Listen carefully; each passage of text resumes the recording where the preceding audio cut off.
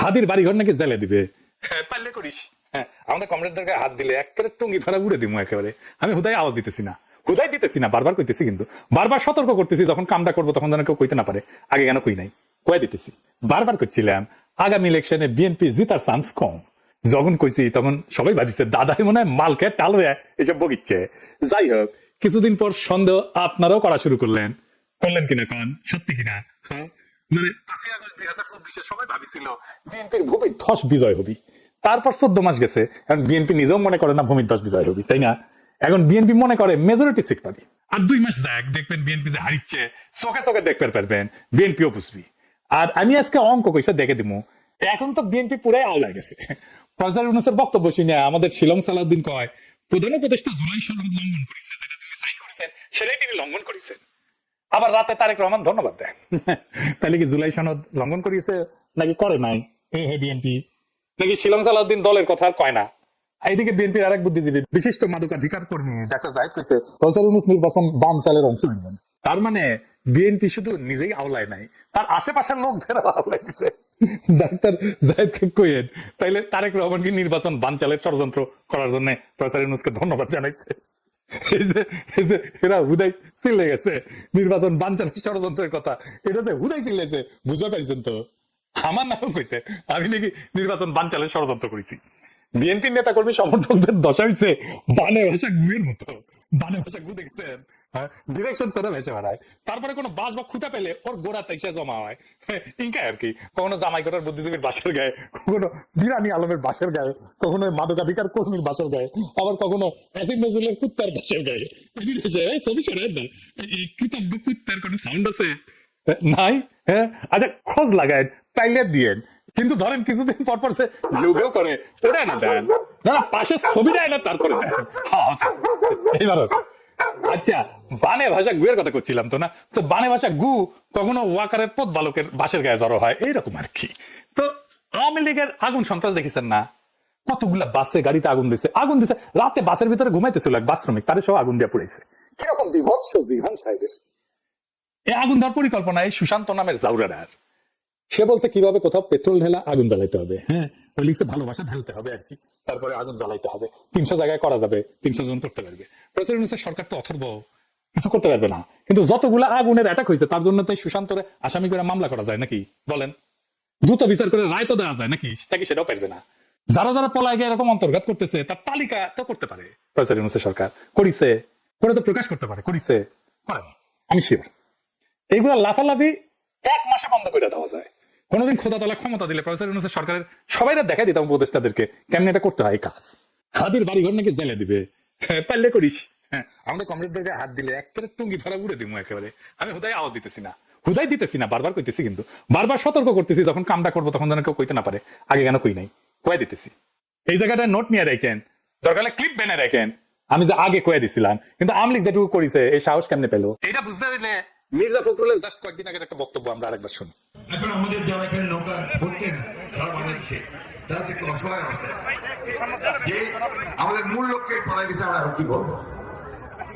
সেই জায়গায় আমি আপনাদেরকে এটুকু আশ্বাস দিতে পারি যে আপনাকে হতাশ হবেন না, ধানের শীত আপনাদের পাশে আছে, আমরা আপনাদের পাশে আছি।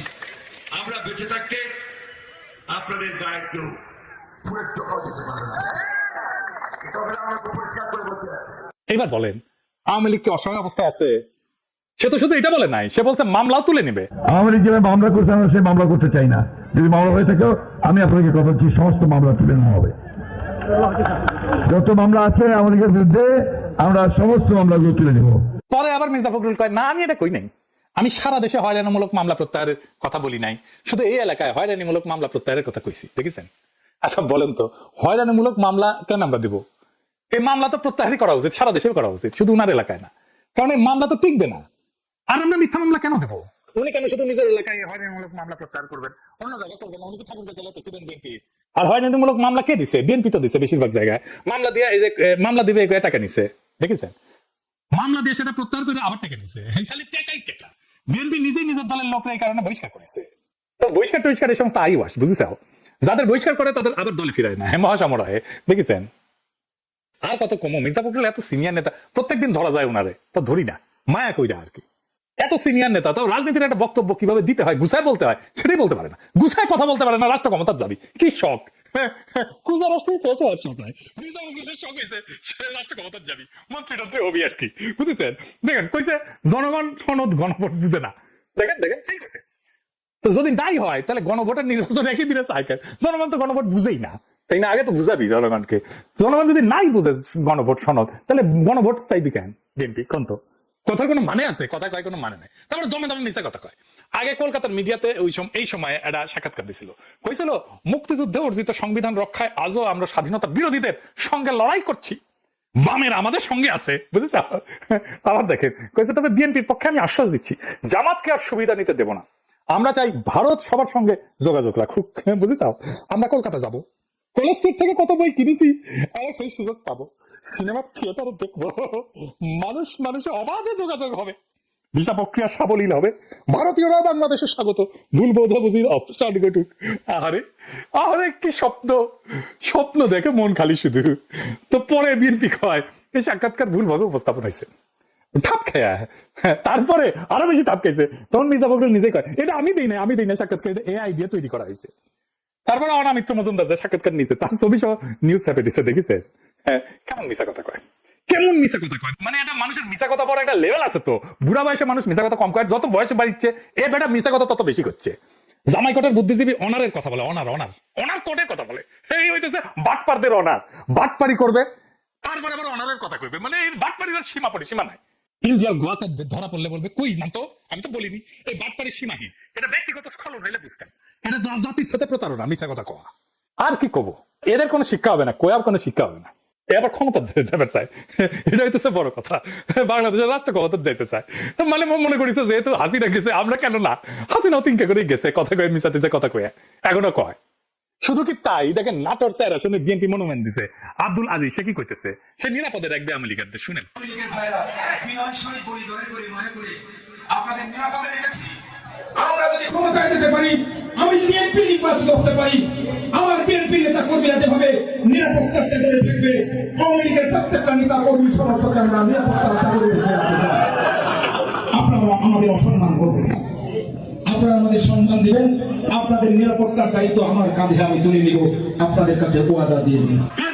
আগামীতে সরকার গঠন করবে, আমি চাই সেই অর্থ এলাকার জাতীয় সংসদের জন্য আমাদের বিএনপি প্রার্থী সংসদে যেতে পারে। আওয়ামী লীগ ভাইদের উদ্দেশ্যে বলতে চাই, আপনারা আমাদেরকে সহযোগিতা করেন, আমরা আমাদের হেফাজত করবো, যাতে আপনাদের উপর কোনো অফিসার অত্যাচার না হয়। ভাইরা আমার, রংপুর স্যার আসনের এমদাদুল হক ভরসা, দেখেছেন ভরসা দিতেছে। আবার দেখেন শরীয়তপুরের এমপি ক্যান্ডিডেটের মিটিং এ যুবদল নেতা মোস্তাক মাসুম বালা ও কইতেছে আওয়ামী লীগারদের যে জামাত যেন ভোটে না জিতে, তারা জিতলে গেলে হাসিনা ফাঁসির দিবে, তারপর ক্ষমতা যাবে। বেয়াকুব বুঝেও নাই। যারা আওয়ামী লীগ করেন, আপনাদের উদ্দেশ্যে আমার 1 মিনিট কথা। আওয়ামী লীগ বিগত সরকারের সময় সবচাইতে বেশি ক্ষতি করেছে জামাত ইসলামের। তাদের যেই সমস্ত নেতাদেরকে ফাঁসি দিয়েছে, এইটা জামাত ইসলামের পূরণ করার মতো না। জামাত ক্ষমতায় যায়, শেখ হাসিনার ফাঁসিতে ঝুলে তারা শপথ গ্রহণ করবে। বেয়াকুব বুঝেও নাই। ওই মিটিং এ সবাই এই কথায় জামাতকেই ভোট দিবে, কারণ তারা চায় হাসিনা ফাঁসি হোক। এইবার আসেন ইলেকশনের হিসাবটা মিলে দিই।